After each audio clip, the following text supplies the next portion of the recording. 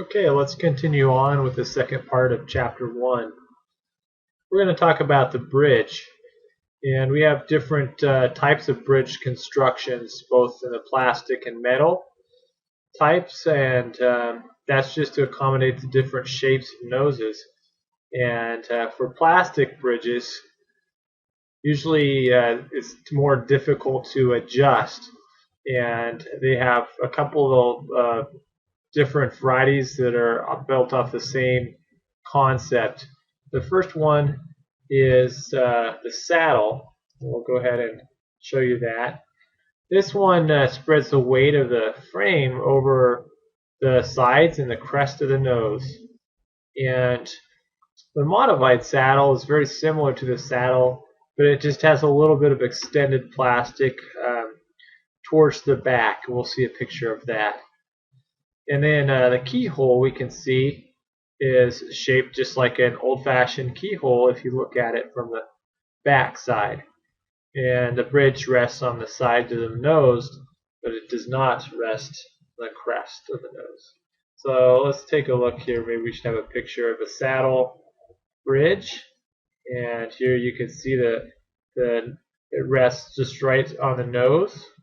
And then this is the modified, or actually the keyhole.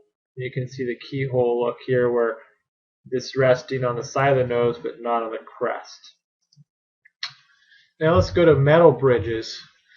The most common bridge in the metal is the padded bridge, and they can use like silicone pads. And if you want to prevent this slipping on the nose, just use a silicone style pad. They also have different types of pads, like the metal pad and glass pad. So we also have another type of pad or bridge is called the comfort bridge, and this is just a clear plastic saddle type of bridge that fits on the nose. I've seen these most commonly for male patients that come in that just wanted more support along the nose because they have heavier glasses. And then the last type of bridge is just the saddle bridge, which is seen in a lot of the old style frames, but again, it's still used today because it does support the glasses on patient. So let's talk about now the end piece construction. We have two types, the metal and plastic, and the three types of end pieces are a butt, a miter, and a turn back, and we're going to see a picture of these two here.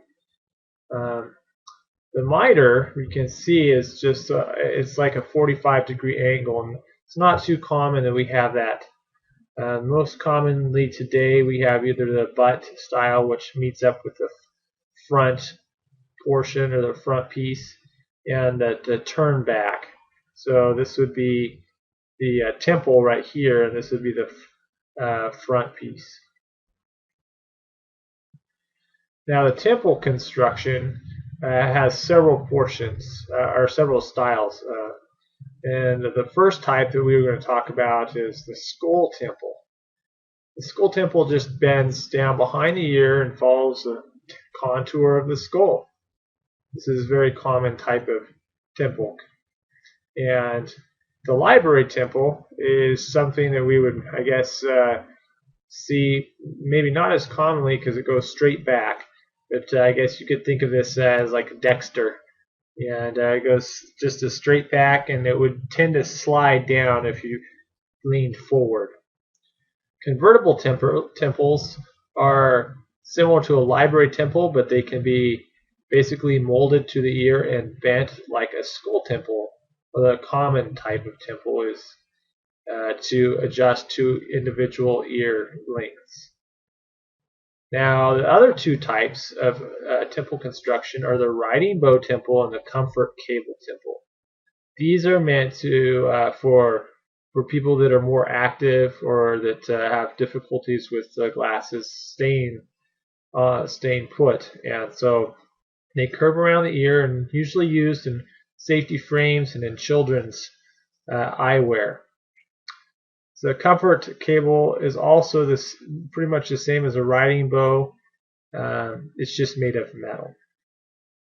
So here we see an example of each one of these, just a classic school type of temple, a library, this convertible, which can be bent to form similar to the skull, adjustable, and the riding bow, which is plastic, and comfort cable, which is made out of metal. Okay, that concludes part 2 of chapter 1. Thank you very much.